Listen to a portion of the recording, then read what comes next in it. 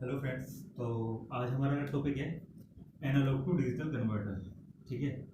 तो analogue to digital converter का मतलब क्या है कि लास्ट क्लास में हमने देखा था डिजिटल टू एनालॉग कन्वर्टर के बारे में। डिजिटल टू एनालॉग कन्वर्टर में क्या था कि हमारे पास ये जो डेक था वो क्या काम कर रहा था, डिजिटल सिग्नल को, है ना, डिजिटल सिग्नल को एक्सेप्ट कर रहा था और आउटपुट पर एनालॉग सिग्नल जनरेट कर रहा था। अब हम यहाँ देखेंगे एनालॉग टू डिजिटल कन्वर्टर, ये इसका ठीक उल्टी, मतलब ये इसका ठीक उल्टा या इन्वर्स ऑपरेशन करेगा। मतलब यदि हम एनालॉग टू डिजिटल कन्वर्टर की बात करें, एनालॉग टू डिजिटल कन्वर्टर है ना, एनालॉग टू डिजिटल कन्वर्टर, तो ये क्या काम करेगा, क्योंकि देखिए ये एनालॉग सिग्नल को डिजिटल जो कंटेंट है उसमें कन्वर्ट कर रहा है, तो यहाँ पर ये एनालॉग जो सिग्नल होगी उसको एक्सेप्ट करेगा और आउटपुट पर इस एनालॉग सिग्नल के करस्पॉन्डिंग, है ना, इसके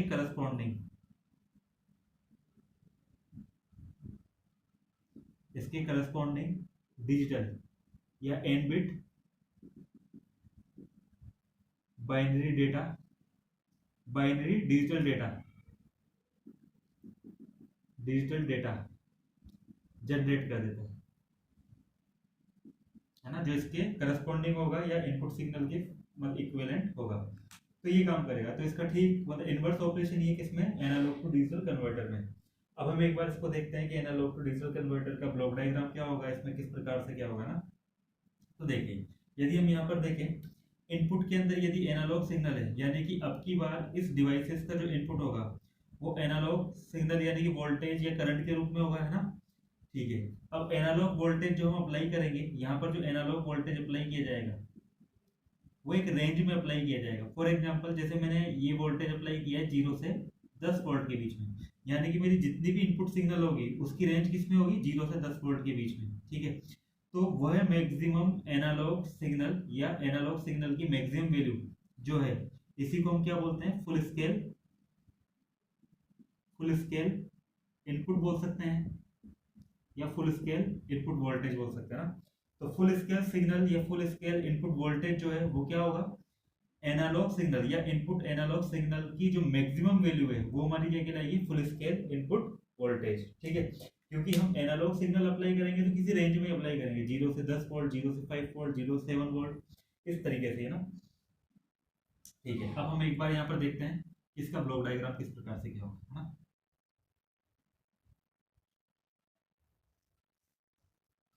देखिए यहाँ पर जैसे ये इसका ब्लॉक डायग्राम है, देखिए आउटपुट बिट्स यानी कि जो डिजिटल डेटा जो जनरेट कर रहा है, एनालॉग सिग्नल एंटर हुई, डिजिटल डेटा जनरेट हो जाएगा। अब ये डिजिटल डेटा जो होगा वो बिट्स की फॉर्म में होगा, तो आउटपुट ये कितने लेंथ का बाइनरी कोड जनरेट कर रहा है या कितनी इस मतलब जो आपके आउटपुट डिजिटल डेटा है ना, आउटपुट पर जो आपको डिजिटल डेटा जो प्राप्त हुआ है, डिजिटल डेटा जो प्राप्त हुआ है उसमें नंबर ऑफ बिट्स कितनी है, number of bits. For example हम मान लेते हैं एन बिट्स है, जिसको हम क्या बोलेंगे, n bit analog to digital converter. ठीक है। तो ये एन बिट का क्या है, एनालॉग टू डिजिटल कन्वर्टर है। ठीक है। अब इनपुट पर हमारे पास क्या आएगी, एक एनालॉग सिग्नल आएगी और आउटपुट पर हमारे जनरेट होगी क्या,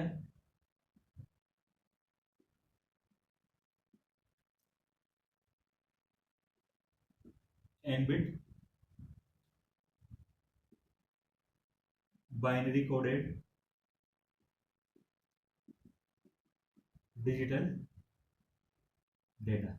वापस से इसकी जो एमएसबी बिट है उसको हमने क्या नाम दिया, जो एमएसबी बिट है उसको B1, फिर B2, B3 और इस तरह से सबसे जो एलएसबी बिट है उसको हम नाम क्या दे रहे हैं, BN। तो ये हमारी एलएसबी बिट है और B1 क्या है, हमारी एमएसबी बिट। यहाँ पर देखिए एनालॉग टू डिजिटल कन्वर्टर हम अकेला कहीं भी काम में नहीं लेते हैं, इसका उपयोग हम माइक्रो प्रोसेसर या माइक्रो कंट्रोलर या हमारी मतलब एलईडी, इन सब के साथ हम इसका उपयोग करते हैं। तो वहां पर हमें इस एनालॉग टू डिजिटल कन्वर्टर का माइक्रो प्रोसेसर के साथ या माइक्रो कंट्रोलर के साथ इंटरफेसिंग करनी होती है। किस क्या करनी होती है? इंटरफेसिंग करनी होती है। तो इंटरफेसिंग, ये इंटरफेसिंग करने के लिए यहाँ पे दो इनपुट होते हैं, है ना? दो मतलब दो सिग्नल और होती है। एक होता है ईओसी सिग्नल, एक सिग्नल का नाम क्या है? ईओसी सिग्नल, और एक सिग्नल का नाम है स्टार्ट। देखिए, जब ये स्टार्ट सिग्नल एक्टिव होती है, जब ये स्टार्ट सिग्नल एक्टिव होगी तो यहाँ पर एनालॉग सिग्नल का डिजिटल डेटा में कन्वर्जन स्टार्ट हो जाता है। मतलब क्या है? जब तक कि ये स्टार्ट सिग्नल एक्टिव नहीं होगी, है ना, जब तक कि ये स्टार्ट सिग्नल एक्टिव नहीं होगी तब तक ये कन्वर्टर एनालॉग सिग्नल को बाइनरी डेटा के अंदर कन्वर्ट या डिजिटल डेटा में कन्वर्ट नहीं करेगा, चाहे हम यहाँ पर एनालॉग मतलब इनपुट सिग्नल अप्लाई कर दें। एनालॉग इनपुट सिग्नल अप्लाई कर देने के बाद भी इसको कन्वर्ट तब तक नहीं करेगा जब तक कि ये स्टार्ट सिग्नल एक्टिव नहीं हो जाती है ना। मतलब ये वेट करेगा किसका? जब तक कि इसको स्टार्ट सिग्नल प्राप्त नहीं हो जाती है। इसी प्रकार से ईओसी सिग्नल, ईओसी सिग्नल का मतलब क्या होता है? End of conversion, end of conversion. ठीक है, तो देखिए जैसे ही स्टार्ट सिग्नल एक्टिव होगी तो ये कन्वर्जन होना स्टार्ट हो जाएगा। जैसे ही कन्वर्जन खत्म हो जाएगा, यानी कि एनालॉग सिग्नल जब आपकी बाइनरी मतलब डिजिटल डेटा में कन्वर्ट हो चुकी है, तो उसके बाद ये एनालॉग टू डिजिटल कन्वर्टर इस सिग्नल को क्या कर देता है? एक्टिव कर देता है। इस सिग्नल को एक्टिव कर देगा। इसके एक्टिव होने का मतलब ये है कि यहाँ पर जो एनालॉग सिग्नल का डिजिटल मतलब डिजिटल डेटा में जो कन्वर्जन हो रहा था वो कंप्लीट हो चुका है ना। तो आगे जैसे माइक्रो कंट्रोलर पे ये सिग्नल जाती है तो माइक्रो कंट्रोलर को पता लग जाएगा कि जैसे ये सिग्नल एक्टिव होगी तो माइक्रो कंट्रोलर को पता लग जाएगा कि एनालॉग टू डिजिटल कन्वर्जन हो चुका है ना। तो ये दोनों सिग्नल जो है या ये दोनों जो पिन है हम उसका उपयोग करते हैं माइक्रो कंट्रोलर या माइक्रो प्रोसेसर के साथ इंटरफेसिंग के लिए, है ना। ठीक है, तो यहाँ पर ये इसका ब्लॉक डायग्राम है ना। तो बस इसमें दो एक्स्ट्रा जो ये लाइन है या दो एक्स्ट्रा जो ये बिट है, हम बोल सकते हैं दो एक्स्ट्रा जो ये पिन है, इनका उपयोग किसके लिए किया जा रहा है? इनका उपयोग किया जा रहा है बाइनरी सॉरी इंटरफेसिंग के लिए। ठीक है, इंटरफेसिंग के लिए हम इसका उपयोग करते हैं। वैसे इसका कोई इस कन्वर्जन से कोई रिलेशन नहीं है इसका, है ना, बस ये इंटरफेसिंग के लिए काम में आती है दोनों पिन। तो हम इसको वापस से लिख देते हैं, ये है स्टार्ट पिन और ये है ईओसी यानी कि end of conversion, end of conversion pin. ठीक है, तो ये हमारा है, यहाँ पे क्या अप्लाई हो जाएगा? Analog signal. ठीक है, अब देखिए कन्वर्टर में एक्चुअली होता क्या है, ऐसा कौन कौन से कंपोनेंट होते हैं जिसकी वजह से यहाँ पर ये कन्वर्जन पूरा कंप्लीट होता है। तो देखिए इसमें चार कंपोनेंट होते हैं। यदि हम इसी को थोड़ा सा और देखें तो इसमें क्या होगा? चार कंपोनेंट होंगे। सबसे पहले हम यहाँ पर उपयोग करते हैं प्री फिल्टर।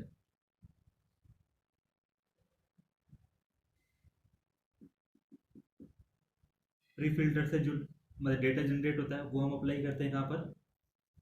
प्री फिल्टर से जो डेटा अप्लाई मतलब जनरेट होगा वो हम अप्लाई करते हैं कहाँ पर? सैंपल और होल्ड सर्किट पे, सैंपल एंड होल्ड सर्किट पे। सैंपल और होल्ड सर्किट से जो डेटा जो आपका जनरेट होता है उसको हम अप्लाई करते हैं क्वांटाइज। एक सर्किट होता है जिसको नाम क्या बोलते हैं अपन? क्या? क्वांटाइजर, क्वांटाइजर सर्किट। क्वांटाइजर सर्किट से जो हमारे पास आउटपुट जनरेट होगा वो हम अप्लाई करते हैं डिजिटल प्रोसेसर पे, डिजिटल प्रोसेसर। और यहां से फिर आपको क्या प्राप्त होता है? एन बिट का, n bit binary coded digital data word.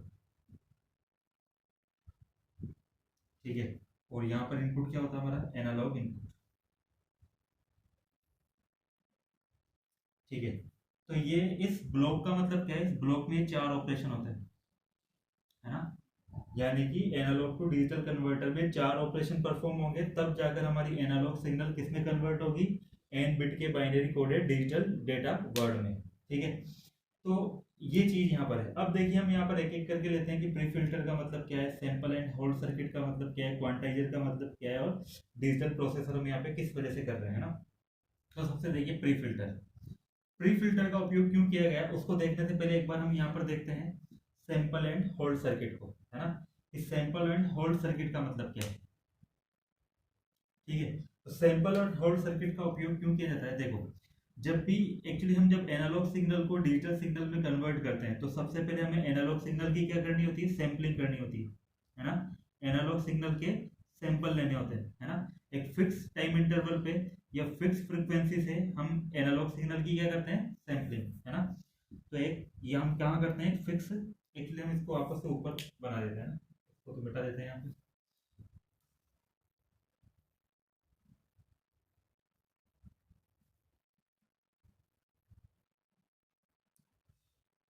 ठीक है, सबसे पहले हम देखते हैं सैंपल एंड होल्ड सर्किट को। इस सैंपल एंड होल्ड सर्किट किस लिए काम में लिया जा रहा है, सैंपल एंड होल्ड सर्किट देखिए एनालॉग टू डिजिटल कन्वर्जन के लिए, एनालॉग टू डिजिटल कन्वर्जन के लिए क्या होना चाहिए, के लिए सबसे पहले हम क्या करते हैं, एनालॉग सिग्नल का, एनालॉग सिग्नल का या एनालॉग सिग्नल की सैंपलिंग करते हैं, सैंपलिंग। अब सैंपलिंग किस तरह से की जाती है, एक फिक्स फ्रीक्वेंसी पर, फिक्स्ड सैंपलिंग फ्रीक्वेंसी पर, सैंपलिंग फ्रीक्वेंसी पर हम की जाती है, सैंपलिंग की जाती है ना। तो हमें जो भी हमारा एनालॉग इनपुट है उसकी हमें क्या करनी होगी, सैंपलिंग करनी होगी एक फिक्स्ड सैंपलिंग फ्रीक्वेंसी पर। जैसे for example fixed sampling frequency का मतलब क्या है, फॉर एग्जांपल मैं इनपुट वोल्टेज जो भी हमारा एनालॉग इनपुट वोल्टेज है जो सिग्नल है, फॉर एग्जांपल हम ये वाली सिग्नल मान लेते हैं, इस टाइप की हमारी एनालॉग वोल्टेज सिग्नल है। अब मैं यहाँ पर क्या काम कर रहा हूँ, हर एक सेकंड में मैं क्या काम करूंगा, प्रत्येक एक सेकंड पर मैं चेक करूंगा कि इस एनालॉग वोल्टेज या एनालॉग इनपुट वोल्टेज सिग्नल की वैल्यू क्या है। तो एक सेकंड पे मैंने सबसे पहले एक सेकंड पे देखा तो वोल्टेज ये था, फिर अगले एक सेकंड पे देखा तो वोल्टेज ये था, फिर अगले एक सेकंड पर वोल्टेज देखूंगा तो ये था, फिर अगले एक सेकंड पे देखा तो वोल्टेज ये वाला था, फिर अगले वाले पे चेक किया ये, फिर अगले वाले पे चेक किया ये। इस तरह से मैं निश्चित टाइम इंटरवल बोल दीजिए या निश्चित सैंपलिंग फ्रीक्वेंसी बोल दीजिए, इस पर हम क्या करेंगे, इसकी वैल्यू चेक करेंगे इनपुट एनालॉग वोल्टेज की। जब ये चीज परफॉर्म हो जाएगी तो इस सैंपल एंड होल्ड सर्किट से जो हमें आउटकम प्राप्त होगा वो क्या प्राप्त होगा, वो कॉन्टिन्यूस ना होगा, वो कॉन्टिन्यूस ना हो गया वो किस प्रकार का प्राप्त होगा हमें, इस तरह का। सबसे पहले यहाँ पे ये वाला एक एक सेकंड के अंतराल पे हमें यहाँ पर इसकी वैल्यू प्राप्त होगी।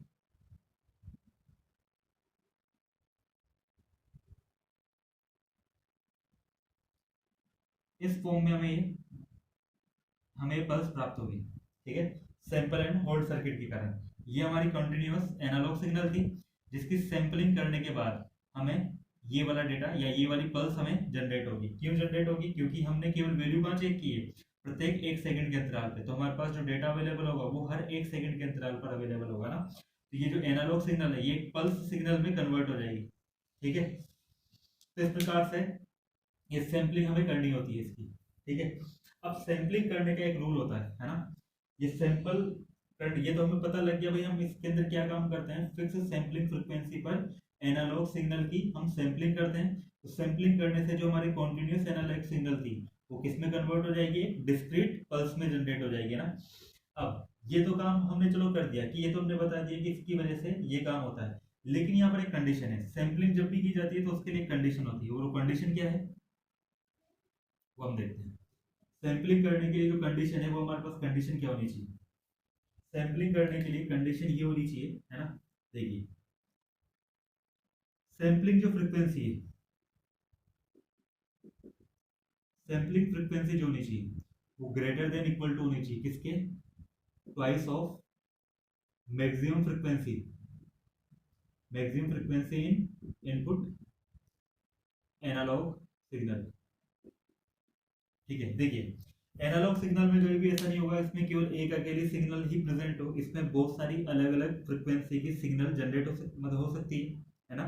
इसमें बहुत सारी अलग अलग फ्रीक्वेंसी की सिग्नल हो सकती है। तो ये सिग्नल जो आ रही है तो इसमें मतलब कुछ फ्रीक्वेंसी ऐसी होगी जो कम होगी, कुछ फ्रीक्वेंसी ऐसी होगी जो ज़्यादा होगी, और एक फ्रीक्वेंसी ऐसी भी होगी जो इन सब फ्रीक्वेंसी में क्या होगी, मैक्सिमम होगी। तो एनालॉग सिग्नल में जो हमारी मैक्सिमम फ्रीक्वेंसी है उसको फॉर एग्जांपल उसको मैंने बोल दिया FM, तो मैक्सिमम फ्रीक्वेंसी के दुगना है ना, यानी कि ट्वाइस ऑफ FM। तो सैंपलिंग फ्रीक्वेंसी क्या होनी चाहिए, इस ट्वाइस ऑफ FM से या तो ज्यादा होनी चाहिए या इसके बराबर होनी चाहिए। ऐसा क्यों होना चाहिए, क्योंकि अगर ये कंडीशन फुलफिल नहीं हुई, ये कंडीशन यदि फुलफिल नहीं हुई तो हम एनालॉग टू डिजिटल कन्वर्जन तो हो जाएगा, एनालॉग टू डिजिटल कन्वर्जन तो हो जाएगा, लेकिन जब वापस से हम डिजिटल टू एनालॉग जब यहाँ पे कन्वर्जन करेंगे तो यहाँ पर हमारे पास क्या जनरेट हो जाएगी, एरर जनरेट हो जाएगी, है ना। हमें वो जो हमारा मतलब इनिशियली जो हमारा एनालॉग सिग्नल थी वैसी ही सिग्नल जनरेट नहीं होगी, वो थोड़ी डिस्टोर्टेड हो जाएगी ना, यानी कि यहाँ पे थोड़ा सा डिस्टोर्शन एरर हो जाएगी। तो इस डिस्टोर्शन एरर से बचने के लिए हम इस कंडीशन को फुलफिल करते हैं। इस सैंपलिंग फ्रीक्वेंसी क्या होनी चाहिए, एनालॉग सिग्नल में जो हमारी मैक्सिमम फ्रीक्वेंसी है उसके ट्वाइस के बराबर या उससे ग्रेटर होनी चाहिए। तब जाकर हम यहाँ पर क्या काम करते हैं, सैंपलिंग करना स्टार्ट करते हैं। सैंपलिंग जो है उसकी ये आवश्यक जो कंडीशन है, यानी कि जो नेसेसरी कंडीशन है वो यही है। अगर ये फुलफिल नहीं होती है तो एनालॉग टू डिजिटल कन्वर्जन पे हमें जो डिजिटल डेटा प्राप्त होगा, है ना, डिजिटल डेटा प्राप्त होगा। जब क्योंकि देखो ये एनालॉग वोल्ट जो सिग्नल है इसके इक्विवेलेंट ही ये डिजिटल डेटा जनरेट हुआ है, तो जब मैं वापस से इस डिजिटल डेटा को एनालॉग डेटा में कन्वर्ट करूंगा तो इसके इक्विवेलेंट मुझे वापस से यही इनिशियल में जो मेरे पास डेटा सिग्नल मतलब जो एनालॉग सिग्नल था वही जनरेट होना चाहिए। लेकिन अगर ये कंडीशन फुलफिल नहीं होती है तो उस पर स्थिति में हमारा जो एनालॉग सिग्नल जो वापस से जनरेट होगी वो थोड़ी डिस्टोर्टेड होगी, यानी कि जो इनिशियली थी वैसी प्राप्त नहीं होगी, इसमें थोड़ा डिस्टोर्शन एरर होगी। तो इस चीज से बचने के लिए हम किसका उपयोग करते हैं, सैंपल एंड होल्ड सर्किट का। ठीक है, तो ये सैंपल एंड होल्ड सर्किट के बारे में। अब देखिए प्री फिल्टर को हम देखते हैं। ठीक है, सैंपल एंड होल्ड सर्किट से हमें पता चला कि यहाँ पर हमारे पास एनालॉग इनपुट सिग्नल में एक मैक्सिमम फ्रीक्वेंसी होगी ना। अब देखिए यहाँ पर ये प्री फिल्टर क्या काम करता है, ये प्री फिल्टर जो एक्स्ट्रा अनवांटेड है ना, एक्स्ट्रा अनवांटेड जो हायर फ्रीक्वेंसी की सिग्नल्स होती है, सिग्नल्स को फिल्टर आउट कर देता है, ना। तो देखिए क्योंकि अगर हायर फ्रीक्वेंसी की जो हमारी एनालॉग सिग्नल का पार्ट नहीं है, ऐसी सिग्नल जिनकी फ्रीक्वेंसी भी ज्यादा है और वो हमारी एनालॉग सिग्नल का पार्ट नहीं है ना, तो उस स्थिति के अंदर उन सिग्नल्स को निकालना आवश्यक है। क्योंकि फॉर एग्जांपल हम मान लेते हैं एनालॉग सिग्नल, इस एनालॉग सिग्नल के अंदर जो इनपुट एनालॉग सिग्नल है इसमें दो पार्ट होंगे। एक तो हमारी इंफॉर्मेशन सिग्नल होगी जिसको हमें क्या करना है, डिजिटल डेटा में कन्वर्ट करना है, इंफॉर्मेशन सिग्नल होगी, और दूसरी होगी हमारी नॉइज सिग्नल। ठीक है, नॉइज वो किसी वजह से आ सकता है, एक्सटर्नली भी जनरेट हो सकता है और इंटरनली भी जनरेट हो सकता है, तो ये दोनों इंफॉर्मेशन होती है ना। या अनवांटेड सिग्नल हम इसे बोल सकते हैं, अनवांटेड सिग्नल। तो देखिए इस और हम सैंपलिंग का एक रूल जानते हैं कि सैंपलिंग करने के लिए हम इस एनालॉग सिग्नल में जो भी हमारी मैक्सिमम फ्रीक्वेंसी है उसको 2 से मल्टीप्लाई करते हैं, तो इस फ्रीक्वेंसी से ज्यादा फ्रीक्वेंसी होनी चाहिए हमारी सैंपलिंग फ्रीक्वेंसी की। जो एफएस है सैंपलिंग फ्रीक्वेंसी है वो ग्रेटर देन होना चाहिए मैक्सिमम फ्रीक्वेंसी मल्टीप्लाइड बाय 2। तो ये कंडीशन है हमारे पास। अब आप यहाँ देखिए इंफॉर्मेशन सिग्नल में मैं मान लेता हूँ जो मैक्सिमम जो फ्रीक्वेंसी है वो FIM है, और नॉइज सिग्नल में जो फ्रीक्वेंसी है मैक्सिमम वो क्या है, FNM है। अब फॉर एग्जांपल मैं मान लेता हूं कि इस FNM का मान क्या है, ग्रेटर देन FIM है। ठीक है, अब मैं अगर इस सिग्नल को फिल्टर आउट नहीं करता हूं तो एनालॉग सिग्नल में ये वाला पार्ट भी अवेलेबल रहेगा, और जब ये वाला पार्ट अवेलेबल रहेगा तो ये फ्रीक्वेंसी भी वहां पर अवेलेबल होगी। और अब क्योंकि इसकी सबसे बड़ी फ्रीक्वेंसी से भी ये ज्यादा बड़ी है, तो इसका मतलब इस एनालॉग सिग्नल की सबसे मैक्सिमम फ्रीक्वेंसी कौन सी होगी, ये नॉइज फ्रीक्वेंसी। तो यानी कि अब सैंपलिंग के लिए जो कंडीशन है वो इस नॉइज फ्रीक्वेंसी के अकॉर्डिंग होनी चाहिए, है ना।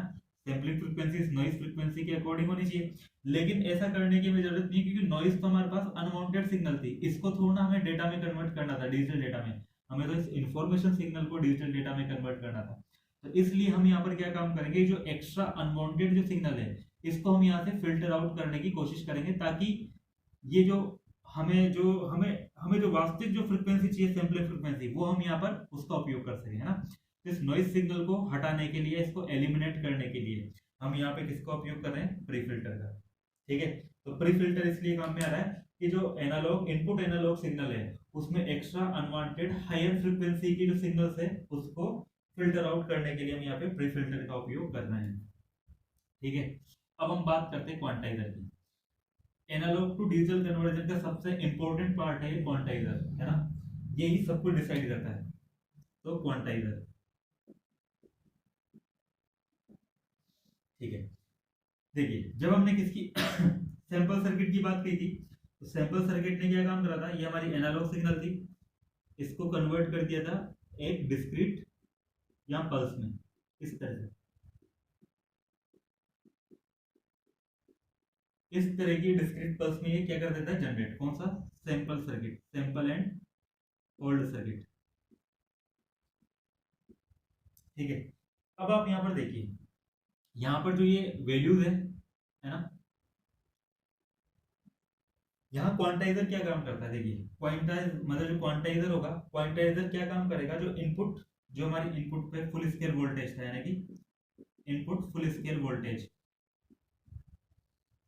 इनपुट फुल स्केल वोल्टेज को क्या कर देता है, 2 raised to power n code range में कन्वर्ट कर देता है, कोड रेंज में डिवाइड कर देता है।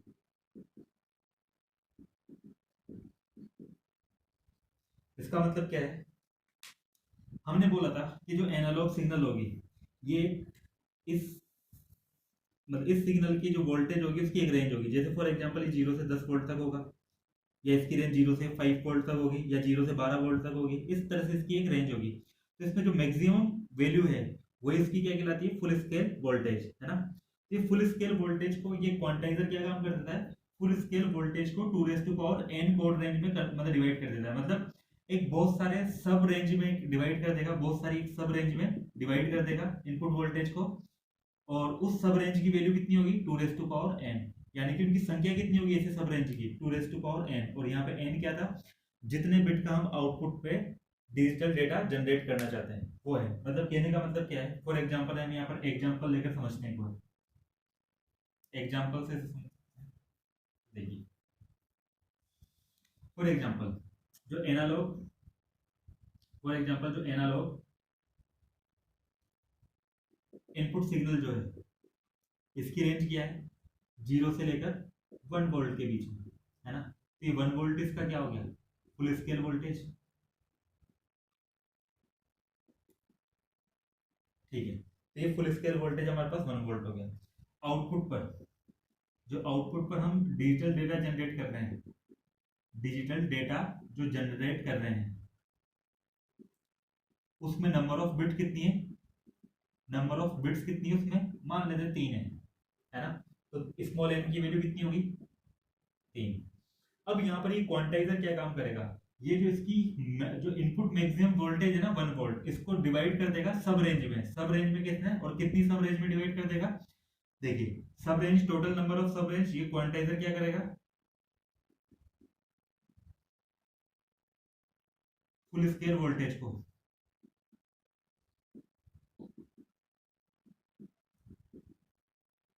2 raised to power n, या और इस केस के लिए 2 raised to power 3 यानी कि 8 सब रेंज में डिवाइड कर देगा, सब रेंजेस में डिवाइड कर देगा।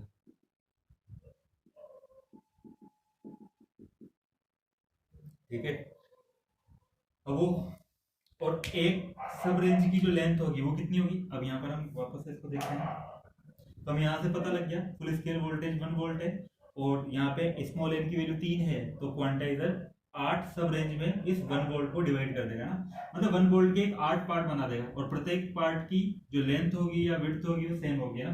तो उस वाले केस के अंदर बोल सकते हैं ये हमारे पास फुल स्केल वोल्टेज है 0 से लेकर 1 वोल्ट तक। तो सबसे पहले तो यहाँ पे टोटल 8 रेंज में डिवाइड करना था, तो प्रत्येक रेंज की लेंथ कितनी होगी, 1/8, है ना। तो 0, फिर यहाँ पर 1/8, फिर 2/8, फिर 3/8, फिर 4/8, फिर 5/8, फिर 6/8, फिर यहाँ पर 7/8, और फिर यहाँ पे 8/8 यानी कि 1। तो देखिए हमारे पास यहाँ पे ये जो 0 से 1 वोल्ट तक की जो रेंज थी, यानी कि ये फुल रेंज जो थी वो 8 सब रेंज में डिवाइड हो गई, जैसे 1 2 3 4 5 6 7 और 8। तो 8 सब रेंज में कौन डिवाइड करता है इसको? क्वांटाइजर सर्किट इसको इस तरह से डिवाइड कर देता है। ठीक है, आई होप आपको यहाँ तक बात समझ में आ रही होगी। तो मैं एक बार वापस इसको मिटा के दोबारा से जनरेट करता हूँ।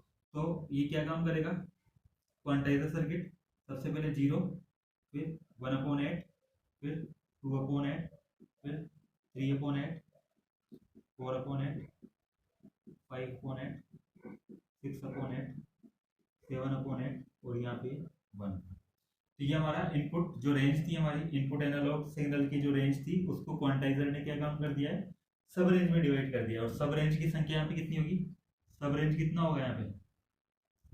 सब रेंज होगी यहाँ पे 2n, यानी कि 8, 2 3, और 2 3 का मतलब क्या है? 8 सब रेंज। अब देखिए सैंपल एंड होल्ड सर्किट ने क्या काम किया था? सैंपल एंड होल्ड सर्किट ने जो हमारी एनालॉग सिग्नल थी, इसको कन्वर्ट कर दिया था एक पल्स्ड सिग्नल में, है ना, डिस्क्रीट पल्स सिग्नल में जनरेट कर दिया था इस प्रकार से। अब ये जो पल्सेस है वो कहां पर अप्लाई होंगे? क्वांटाइजर पे अप्लाई होंगे। तो क्वांटाइजर क्या चेक करेगा?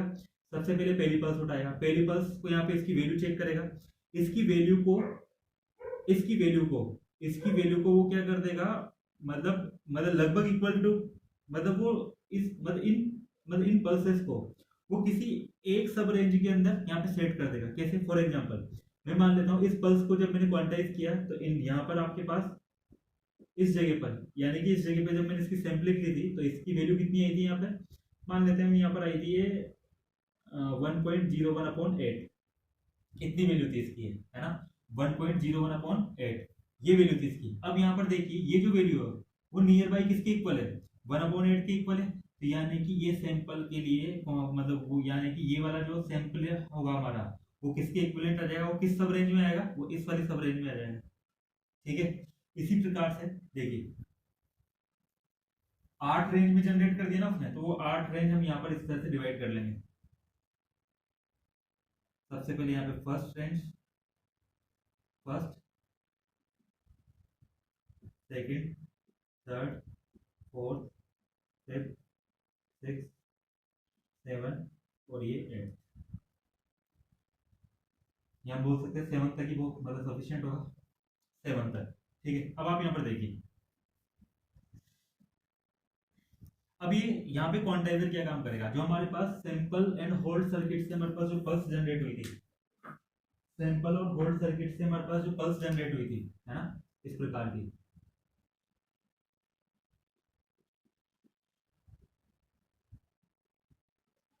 इनकी वैल्यूज ये चेक की जाएगी और इनकी वैल्यूज को चेक किया जाएगा कि ये नियर बाई किस सब रेंज के इक्वल है ना। जैसे हम सबसे फर्स्ट सब रेंज की बात करें तो ये देखो 1/8 है, तो इसका जस्ट मिड वाला पॉइंट कितने पर होगा? 1/16 पे। इनका मिड वाला पॉइंट कहां पर होगा? 1/16 पे। ये कहां पर होगा? 3/16 पे। ये 5/16 पे, 7/16, 8/16, सॉरी 9/16, फिर 11/16 और ये यहाँ पर हो जाएगा 13/16, 15/16, इस प्रकार से। तो देखिए ये जो फर्स्ट सब रेंज है, यानी कि ये वाली जो रेंज है, वो कहां से कहां तक है? 0 वोल्ट से लेकर 1/6 वोल्ट तक। इसका मतलब क्या है? सैंपल और होल्ड सर्किट में जो हमारे पास पल्स जनरेट हुई है, उस पल्स की वैल्यू यदि 0 से लेकर 1/16 वोल्टेज के बीच में होगी, तो उसको कौन सी सब रेंज अलॉट होगी? उसको क्वांटाइजर ये फर्स्ट सब रेंज अलॉट कर देगा। ठीक है, जिसके करस्पॉन्डिंग यानी कि आपको 0 प्राप्त होगा इधर, है ना। फिर जो सेकंड सब रेंज है 1/8 वाली, है ना, तो सेकंड सब रेंज जो आपको प्राप्त हो रही है वो कहां से कहां तक प्राप्त हो रही है? 1/16 से लेकर कहां तक?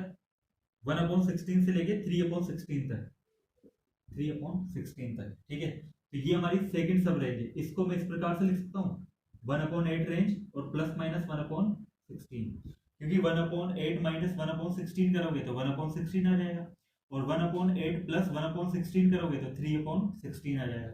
तो मैं इसी रेंज को, यानी कि जो मेरी सेकंड रेंज है, ये हमारी फर्स्ट रेंज है, फिर ये हमारी सेकंड सब रेंज है ना, ये फर्स्ट सब रेंज और ये सेकंड सब रेंज। तो सेकंड सब रेंज कहाँ से कहाँ तक है 1/8 प्लस माइनस 1/16। ऐसे जो इसके अगली जो सब रेंज होगी वो यहाँ से लेकर यहाँ तक होगी, जिसकी वैल्यू कितनी होगी थर्ड सब रेंज, इसकी वैल्यू कितनी होगी 2/8 और प्लस माइनस 1/16। इसी प्रकार से अगली सब रेंज हमारे पास यहाँ से यहाँ तक होगी, सॉरी ये यहाँ से यहाँ तक नहीं, ये यहाँ से यहाँ तक, फिर अगली सब रेंज यहाँ से यहाँ तक, फिर अगली सब रेंज यहाँ से यहाँ तक, फिर अगली वाली यहाँ से यहाँ तक, यहाँ से यहाँ तक, यहाँ से और ये यहाँ से यहाँ तक 17/16। ठीक है, तो 1 2 3 4 5 6 7 8 है ना। तो यहाँ पर आपके पास इस प्रकार से यहाँ पे सब रेंज डिवाइड हो जाएगी। अब आप यहाँ पर देखिए, यदि सैंपल एंड होल्ड सर्किट से प्राप्त होने वाली जो पल्स है, इस पल्स की वैल्यू इस सब रेंज में लाई करती है, यानी कि फर्स्ट सब रेंज में लाई करती है, यानी कि 0 से 1/16 के बीच में, तो उसे कौन सा सब रेंज अलॉट हो जाएगा ये वाला, और इसके करस्पॉन्डिंग नंबर क्या अलॉट होगा उसको 0। ठीक है, इसी प्रकार से यदि किसी pulse sample and hold circuit से प्राप्त होने वाली जो डिस्क्रीट पल्स है, उसमें किसी पल्स की वैल्यू किसके बीच में, किस रेंज में लाई कर रही है 1/16 से 3/16 के बीच में लाई कर रही है, यानी कि सेकंड सब रेंज में लाई कर रही है, तो उसे सेकंड सब रेंज अलॉट हो जाएगी। और सेकंड सब रेंज के अकॉर्डिंग उसे जो नंबर अलॉट होगा वो कौन सा होगा फर्स्ट, है ना। ये हम इसको बोल सकते हैं 0,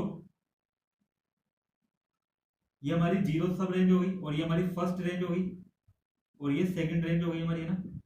हम इस प्रकार से इसको बोल सकते हैं ना, तो इस प्रकार से, तो यानी कि फर्स्ट रेंज में होगा तो फर्स्ट नंबर अलॉट होगा ना, यानी कि यहाँ तक तो क्या रहेगा 0, और जैसे ही 1/16 से यहाँ से यहाँ के बीच में इस सब रेंज में प्राप्त हो रहा है, इसको नंबर कौन सा अलॉट होगा 1, 3/16 तक, यहाँ तक इसको कितना 1 होगा अलॉट होगा 1। लेकिन जब जैसे ही ये 1, अगर कोई पल्स आपके पास 3/16 से लेके 5/16 के बीच में अगर प्राप्त होती है, तो उसके लिए यहाँ पे सब रेंज कौन सी अलॉट होगी सेकंड, तो उसे नंबर भी कौन सा अलॉट होगा सेकंड, तो सेकंड नंबर अलॉट होगा, तो ये पल्स थोड़ी और ऊपर चल जाएगी इस प्रकार से। फिर यदि कोई पल्स आपको यहाँ पर इस प्रकार की मिलती है जिसकी वैल्यू 5/16 से 7/16 के बीच में, तो यानी कि वो कौन सी सब रेंज में लाई कर रहा है थर्ड सब रेंज में, और थर्ड सब रेंज के अकॉर्डिंग उसे कोड यानी कि नंबर कौन सा जनरेट होगा तीसरा, है ना। तो तीसरा उसे यहाँ पे नंबर अलॉट हो जाएगा, तो नंबर अलॉट हो जाएगा तो इस टाइप से, ठीक है ना। तो इस प्रकार से फिर उसके बाद जैसे अगर जैसे यहाँ पे सैंपल के अंदर 7/16 से लेके 9/16 के बीच में होता है, तो फिर आपका नंबर कितना हो जाएगा 4।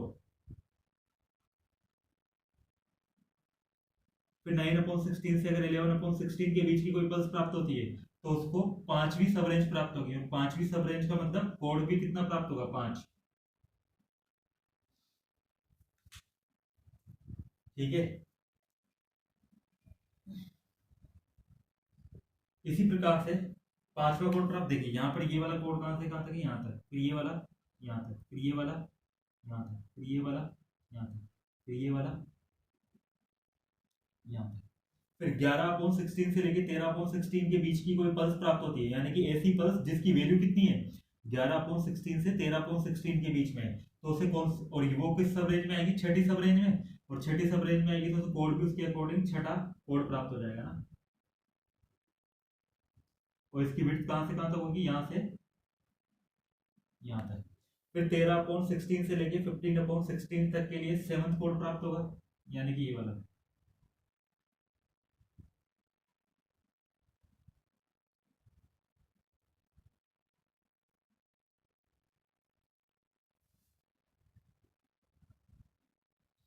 इस प्रकार से हम ये कोड, इस प्रकार से हमको यहाँ पर ये मिलते जाएंगे कोड, ठीक है ना। तो यहाँ पर देखिए, अब क्वांटाइजर ये काम करता है ना, क्वांटाइजर क्या काम करेगा, सैंपल एंड होल्ड सर्किट ने जो डिस्क्रीट सैंपल जनरेट किए हैं, ये मतलब दो काम करता है। पहला काम तो क्या काम करेगा, इनपुट एनालॉग वोल्टेज की जो मैक्सिमम वोल्टेज है, यानी कि जो फुल स्केल वोल्टेज है, उसको आउटपुट पे एन बिट के अकॉर्डिंग 2n सब रेंज में डिवाइड कर देता है, तो इस सब रेंज में यहाँ पे डिवाइड कर देगा। दूसरा काम क्या काम करेगा, सैंपल एंड होल्ड सर्किट ने जो इसको सैंपल दिए हैं उनकी वैल्यू चेक करेगा, और उनकी वैल्यू के अकॉर्डिंग उसको सब रेंज अलॉट कर देगा, और वो सब रेंज के अकॉर्डिंग फिर वहां पर उसको यहाँ पर ये क्या प्राप्त होंगे, ये नंबर्स प्राप्त होंगे, है ना। तो ये क्वांटाइजर का काम होता है। उसके बाद डिजिटल प्रोसेसर, डिजिटल प्रोसेसर क्या काम करता है, जो पल्सेस को, ये जो नंबर्स प्राप्त हुए हैं वो इन नंबर को किस में कन्वर्ट कर देता है, बाइनरी कोड में कन्वर्ट कर देता है, एन बिट के बाइनरी कोड में। तो एन बिट मतलब जीरो के लिए एन बिट का बाइनरी कोड कितना हो जाएगा, 000। वन के लिए एन मतलब बाइनरी कोड कितना हो जाएगा, 001। टू के लिए 010। थ्री के लिए 011। फोर के लिए 100। फाइव के लिए 101। सिक्स के लिए 110 और सेवन के लिए 111। तो इस प्रकार से, यानी कि इसको कौन सा नंबर अलॉट होगा या कौन सा सब रेंज इसको अलॉट होगा वो तो डिसाइड करता है क्वांटाइजर। अब उस सब रेंज के अकॉर्डिंग जो एन बिट का जो डेटा है या डिजिटल डेटा जो जनरेट करेगा वो कौन मतलब जनरेट करता है, डिजिटल प्रोसेसर जनरेट करता है। तो इस प्रकार से हमारे पास यहाँ पर ये क्या होता है, एनालॉग टू मतलब यहाँ पे डिजिटल कन्वर्जन होता है। तो हमारी जो एनालॉग सिग्नल जो वोल्टेज के रूप में थी वो अब इस फाइनली आपको इस कोड के रूप में प्राप्त हो जाती है, इन कोड्स के रूप में प्राप्त हो जाएगी। ठीक है, तो ये पूरा हमारा क्या था, एनालॉग टू डिजिटल कन्वर्जन था।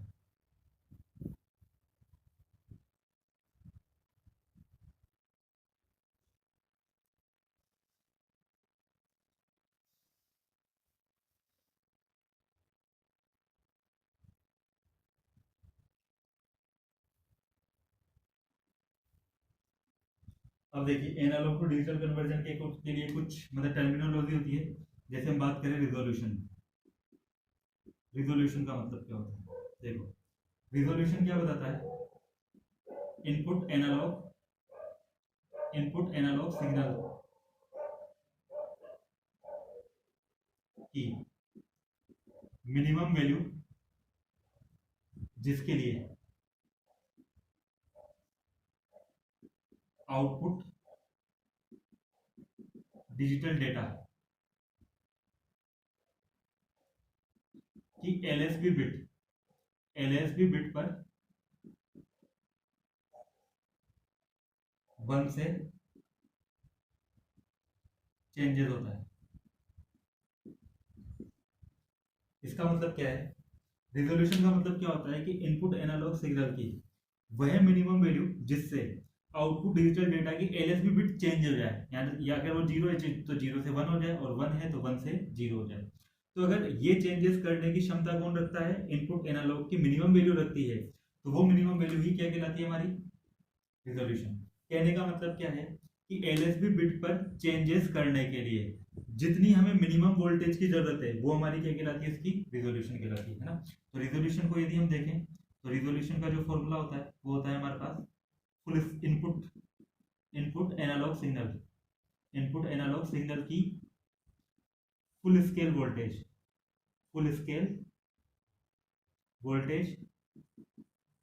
भाग लगा देते हैं हम टोटल सब रेंज की, यानी कि कोड रेंज की। कोड रेंज कितनी थी, 2⁻n। तो ये हमारा इसके लिए क्या होता है, एलएसबी। और ये रिजोल्यूशन क्या होता है, यदि इसको इनडायरेक्टली पूछा जाए, रिजोल्यूशन ना बोलकर इसको क्या बोला जाए कि आउटपुट डिजिटल डेटा की एलएसबी पर चेंजेस करने के लिए, यानी कि एलएसबी को एक अमाउंट से चेंज करने के लिए जितनी आपको मिनिमम वोल्टेज चाहिए तो वो भी क्या होगी, यही होगी, क्योंकि इसी को हम क्या बोल रहे हैं, रिजोल्यूशन बोल रहे हैं।